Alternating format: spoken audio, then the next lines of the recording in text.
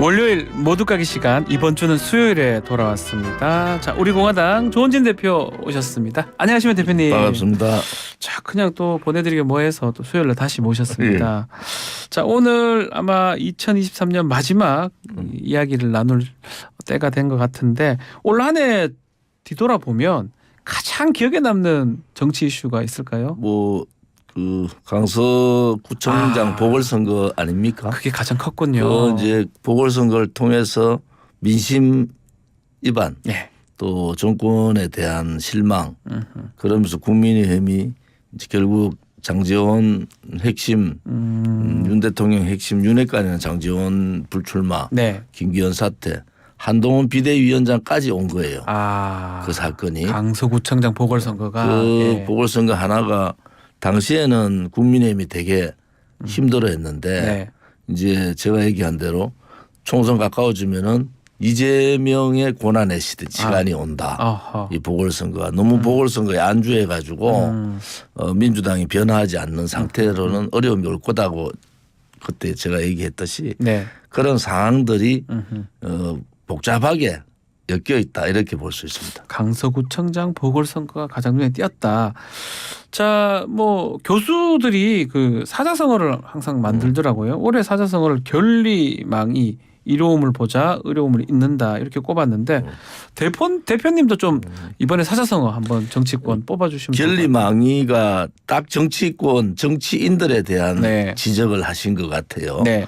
뭐 다른 부분에서는 누가 최선을 다하는데 정치만 1년 더 들어보면은 자기 이익만 쫓아가는 그런 행태를 보였잖아요. 네. 저는 오리무중. 오리무중. 이 정치라는 게 뭐 네. 모든 경제 지표도 그렇고 국민들의 예측을 할 수 있었어요. 예측 가능성이 가장 중요하잖아요. 네. 근데 이거는 뭐 하루 지나고 나면 다른 일들이 자꾸 터지니까 한치 앞이 안 보인다. 뭐 한치 앞이. 근데 뭐 오리 그 안개가 네. 갇혀 있는 그런 상황이라서 지금도 뭐 한동훈 비대위원장이 나왔지만은 한치 앞을 볼 수가 없다. 특히 이제 뭐 정치권에서 정치하는 사람들은 지금 불안하기도 하고 네. 어떤 면에 기대도 있고 뭐 그런데 보통 공천의 시대가 되면 되게 불안합니다. 불안해할 것이다. 그래서 올해 사자성어를 오리무중, 또 앞으로도 당장 또 오리무중이겠네요. 공천까지 간다면. 오리무중 인과응보. 결국은 예. 권력을 쫓아가서 그 권력이 자기 것인 양 하던 사람들, 네. 오만한 사람들은 이번 총선을 대해서 총선을 기해서 뒤로 물러설 수밖에 없는 상황이 아니냐 이래 보는 거죠. 알겠습니다. 한동훈 전 장관 이제 국민의힘의 얼굴 간판이 됐습니다. 어제 전국이 96% 찬성을 받아서 임명이 됐는데 이렇게 좀 전폭적인 지지를 받을 거라고 예상을 하셨습니까? 국민의힘에 대안이 없는 거죠. 네. 왜냐하면은 뭐 김기현 체제로서는 선거 못 치른다. 그 김기현 전 대표도 뭔가 뭐 하려고 노력은 해봤지만은 안타깝게 안 되지 않습니까? 네. 국민의힘은 총선 필패 또 윤석열 정권의 레임덕 뭐 이런 부분들은 국민의힘 당원으로서는 굉장히 우려를 했을 네. 거예요. 그런데 이제 뭐 한동훈 장관이 여러 가지 이견들이 있지만은 그래도 나름대로 새로운 인물이다. 그리고 전혀 예측 불가능한 그러한 이제 정치 공방들을 만들어낼 거다라는 그러한 기대가 그 96%의 지지가 된 거 아닌가 이렇게 봅니다. 압도적 지지로 지금 취임하고 임명이 됐는데 이 비대위원장 수락 연설에서 좀 인상 깊었던 일성 어떤 게 있었을까요? 수락 연설에 한동훈의 총선 구도가 다 짜인 것 같아요. 아, 여기 나옵니까? 첫째는 386 운동권을 직격했잖아요. 네. 이것은 시대 교체하겠다라는 거고 이재명 대표를 18번 얘기했더라고. 네. 그러니까 이게 정권 심판론이 아니고 한동훈 대 이재명 구도로 끌고 가겠다라는 거고요. 뭐 국민 뭐 예를 들어서 국민을 25번 했다 이런데 국민 표현을 가장 많이 한 거 아닙니까? 네. 이게 이번 총선은 정당 선거가 아니고 국민 속으로 들어가겠다. 네. 이런 얘기거든요. 그래서 그 안에 이제 한동훈 비대위원장의 정치의 상황들이 다 녹여놨다. 그게 굉장히 준비를 많이 한 그러한 내용이에요. 그냥 말은 좀 이렇게 빨리빨리 하는 것 같아도 나름대로 과제들을 다 드러냈다. 이제 그것을 중요하게 잘 짚었는데 또 하나는 본인이 이제 뭐 비례든 지역구도 출마하겠다 아닙니까? 얘기를 했죠. 그러면 대대적인 인적 쇄신을 하겠다는 거예요. 자기 본인 비대위원장이 출마했는데 뭐 중진이고 뭐 누구든 이제 선당 후사가 아니라 선민 후사로 하라 이런 뜻을 전달한 것은 이제 그 얘기를 다 이제 실천을 하면은 성공하고 네. 정치판이라는 게 그렇게 다 제시해도 실천 잘 안 될 경우가 있어서 좀 지켜볼 필요가 있다 이래 봅니다. 불출마를 이제 취임 일성으로 해버렸습니다. 이게 앞으로 그러면 대권 구도로 가겠다. 이재명 대표하고 붙겠다. 뭐 이런 큰 그림으로 봐야 됩니까? 대권 구도는 이미 갔고요. 갔다고 봐야 지금 되고. 문제는 본인이 국회에 들어가서 뭐 이번에 최선을 다해서 성과를 낼 거예요. 네. 그것이 이제 여소야대가 되든 여대 야소가 되든 뭐 결과는 나오잖아요. 네. 그런데 그 이후에 한동훈의 행보 그것도 이제 우리가 예측하지 못하는 상황으로 만들어 버렸다고. 이게 자꾸 예측된 상황들은 국민들의 관심이 떨어지는데 뭐 한동훈이 불출마했는데 그다음 뭐 하지? 이렇게 자꾸 의문을 가지게 하는 거예요. 네. 굉장히 고도의 전략이다. 그 오리무중 말씀하셨는데 한동훈 지금 비대위원장도 오리무중이네요. 오리무중이라고 던져놓은 거죠. 왜냐하면 국민들로부터 답을 주세요 이런 거 아닙니까? 어떻게 보시면 근데 그냥 상식적으로 국회로 가는 게 맞지 않나 초보 정치인인데. 저는 이제 국회로 가서 국민들하고 좀 직접 부딪혀라. 그래야지 올바른 정치인의 길을 간다 이렇게 봤는데 그것을 뛰어넘어 버렸어요. 그래서 이거 한동훈이라는 사람은 우리가 말하는 일반적인 상식하고는 전혀 다른 생각을 갖고 있다. 그것이 이제 제가 볼 때 민주당이 그것을 어떻게 그 공을 받을 거냐. 어떻게 해석하고 받을지. 우리가 이제 한동훈 전 장관이 그랬잖아요. 9회 말 마지막 투아웃 다음에 구원 타자로 나온다. 타자로 해서 그 무조건 스윙을 하겠다 이렇게 말씀을 했어요. 구원 타자 나오면 볼이라도 쳐야 된다는 거 아닌가요? 근데 저가 야구를 너무 좋아하는 입장에서는 볼은 좀 잘 눈여겨봐서 안 쳐야죠. 제가 볼 때 구원 타자가 아니고 구원 투수다. 투수다. 구원 투수가 어떤 공을 어떻게 던지느냐. 뭐 당내 문제를 어떻게 정리를 하고 바깥에 이제 윤석열 정권하고의 차별화를 이제 당정간의 재정립을 어떻게 해 나갈 거냐. 또 이재명의 민주당하고 어떻게 각을 세울 거냐. 이제 지금부터 정치의 고도의 수싸움이 들어갔다. 이제 싸움에 들어갔다. 이게 이제 고도의 정치의 수를 갖고 있는 사람하고 친인하고 이렇게 싸울 때 국민들의 평가가 어떻게 될지 지켜볼 만합니다. 알겠습니다. 자, 국민의힘 벌써 지도체제 5번이나 바꿨습니다. 이재명 대표는 이런 국민의힘을 향해서 비상식적인 상황이다라고 얘기하면서 결국은 이 용산 얘기를 좀 계속 하고 있거든요. 이렇게 지도부가 계속 바뀌는 거. 용산하고 관련성이 있다고 봐야 됩니까? 어떻게 관련성이 있죠. 관련성도 있고 하나는 뭐 이재명 대표가 비상식적이다. 뭐 저는 비상식 비정상적이다. 맞는 말이에요. 국민의힘이 그만큼 자기 중심을 잡지 못한다. 뭐 국민의힘도 뭐 5선 의원, 5선 의원 중진들도 있고 정치 경험이 많은 사람들이 있는데 자기 희생, 용기 없는 정치 집단으로서의 한계 아니냐. 그렇게 봐서는 이것을 정상화시키고 또 보편적인 국민들이 생각하는 그러한 상식선으로 국민의 눈높이를 어떻게 만들어갈 거냐도 한동훈 비대위의 과제다 이렇게 보는 거죠. 특히 뭐 제 사설도 그렇고요. 신문의 대부분 사설이 이 김건희 특검에 대한 얘기를 좀 해야 된다 이런 얘기도 있었고 또 수락 연설에서도 윤석열 대통령하고 거리두기 이런 얘기는 없었거든요. 이 부분은 앞으로 어떻게 해야 됩니까? 기자들 질문에 뭐 윤 대통령 일 하시고 당은 당이 하겠다. 대통령 일 자기는 자기 일 하겠다. 그것은 이렇게. 굉장한 큰 변화인데 김건희 여사에 대한 특검법은 아무튼 용산 대통령실이 거부를 했잖아요. 그 거부를 거스르는 판은 아닐 거예요. 그것을 어떻게 잘 정리를 해가지고 이 김건희 특검법이 정치 공세라는 입장으로 가져갈 거예요. 그런데 그것을 이제 민주당이 오로지 그것만 믿고 계속 간단 말이에요. 양쌍 네. 특검. 그런데 민주당도 그거 믿다가는 큰 코 다친다. 이 정치 이 100일의 기간은요. 네. 하루아침마다 이슈가 바뀌기 때문에 이 특검 이슈도 뭐 28일 날 통과하면 일주일 못 갑니다. 네. 정리가 돼버리거든요. 정리가 될 것이다. 그래서 예.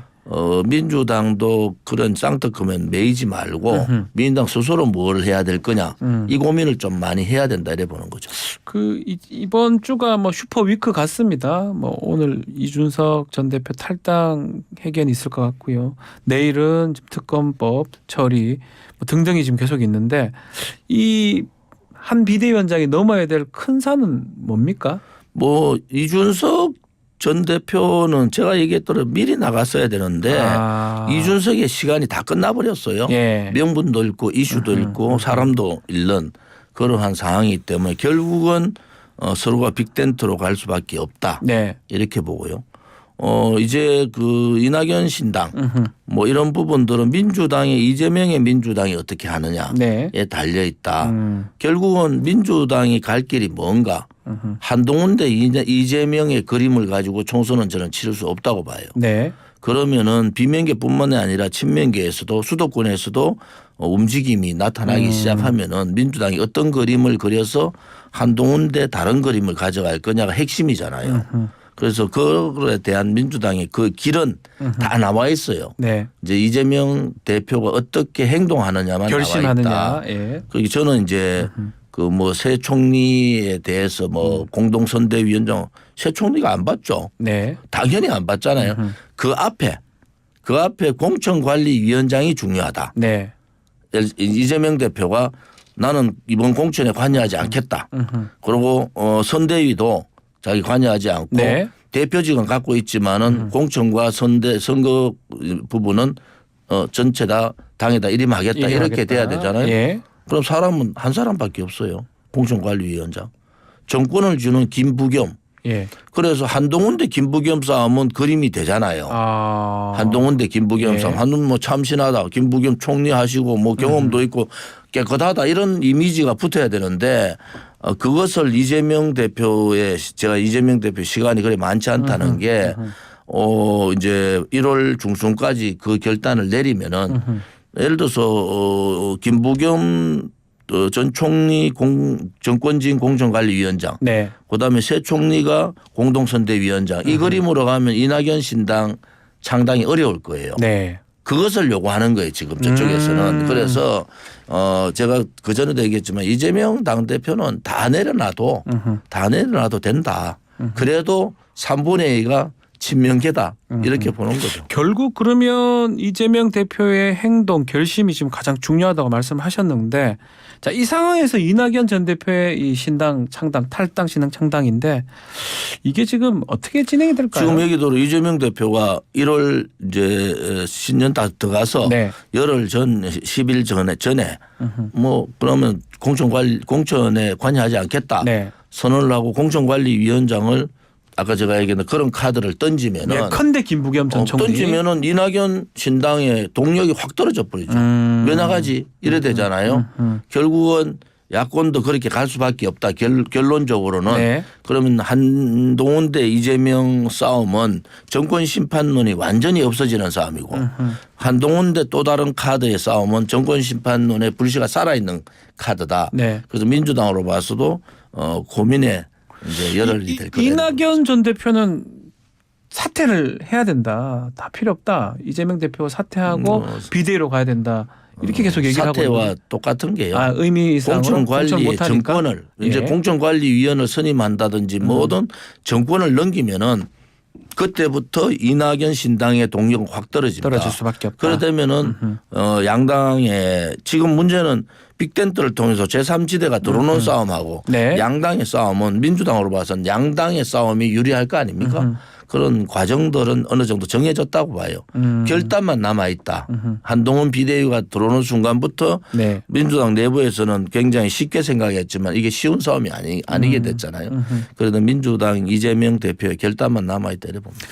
혹시 이낙연 전 대표가 공관위원장하고 뭐 이럴 가능성은 뭐 그것은 맞지 않아요. 맞지는 정세균 않다. 전 총리나 이낙연 그 공관위원장은 서로 갈등들이 있고 그 중에서 좀 중립적이라는 분이 김부겸 전 김부겸 총리 총리. 아닙니까? 예. 예. 자, 이준석 전 대표 얘기도 좀 오늘 중요한 어떤 주목할 점이 될 것 같은데 원래 지금 국회에서 하기로 했었거든요. 근데 노원구에 있는 뭐 어떤 식당에서 탈당을 선언한다. 이건 어떤 이유라고 봐야 됩니까? 뭐 계속 새로운 걸 만들어내려고 하는데 전혀 새롭지 않다. 코너에 몰린 저는 또 하나는 코너에 몰린 이준석 전 대표의 새로운 행보도 좀 기대는 돼요. 아하. 자 이렇게 이제 사람도 안 오고 천하용인 예. 중에서 천용은 가고 하인만 남는다. 저는 대강 그래 예측을 해요. 예. 저 천하용인 중에 둘은 가고 둘은 따라가고 이런 것 예. 같은데 그 천용이 이제 남고 하인 두 사람이 가더라도 이준석 신당의 그 파워는 확 떨어진다. 거기서 이제 고민을 하겠죠.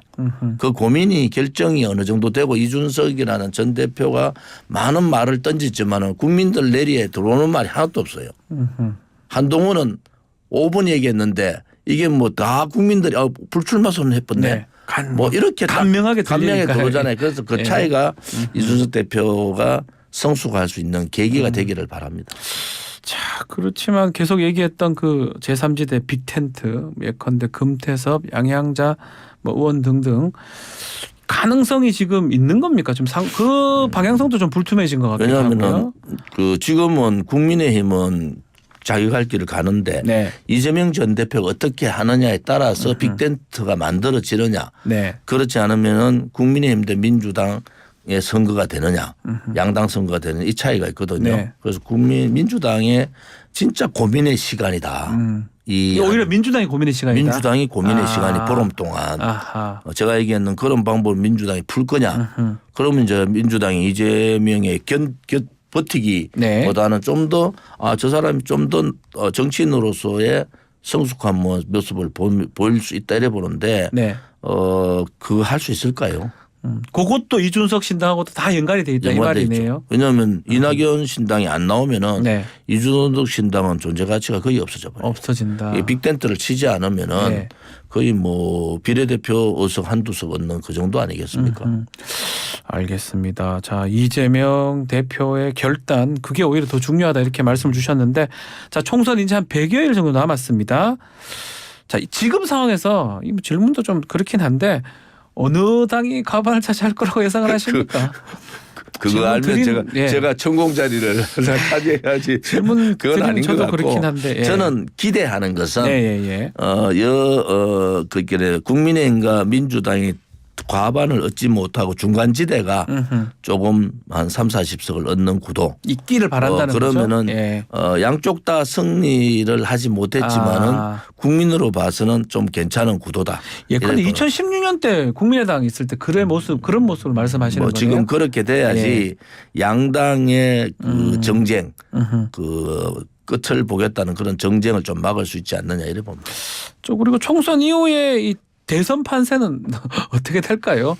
이 한동훈 대 이재명 이렇게 되는 지금 겁니까? 이 구도로 그냥 가면요. 이재명 대표가 한동훈 비대위원장한테 많이 뒤지는 사태가 뒤질 온다. 것이다. 예. 그러니까 이제 그런 부분을 고민을 하는 것이 민주당의 고민거리 아니겠습니까? 네. 이대로 갔을 때 총선이 예를 들어 민주당이 과반 의석을 못 얻었다. 네. 그러되면은 또 이재명의 시간도 없어지잖아요. 그렇겠죠. 그래서 네. 이제 정치판이라는 게 이제 100일 남았잖아요. 네. 100일 동안에 한 10번은 바뀔 거예요. 왔다 갔다 할 것이다. 한 10번은. 그러면 그 10번을 누가 그 10번을 성기를 잡고 호랑이 등에 타느냐. 네. 이 싸움이 남아있다 이래 봅니다. 알겠습니다. 자, 마지막으로 한 20초 정도 남았지만 우리 뉴스킹 애청자분들한테 새해 인사 한번 부탁을 좀 드리겠습니다. 뉴스킹 많이 구독해 주시고요. 예. 아무튼 새해는 올해보다 나은 새해 또 올해보다 나은 미래가 개척되는 새해가 되기를 바라고요. 국민이 살아있는 그러한 총선이 되기를 바랍니다. 총선이 되기를 바란다. 알겠습니다. 자, 오늘 말씀 여기서 마무리하겠습니다. 조원진 우리공화당 대표와 함께했습니다. 감사합니다.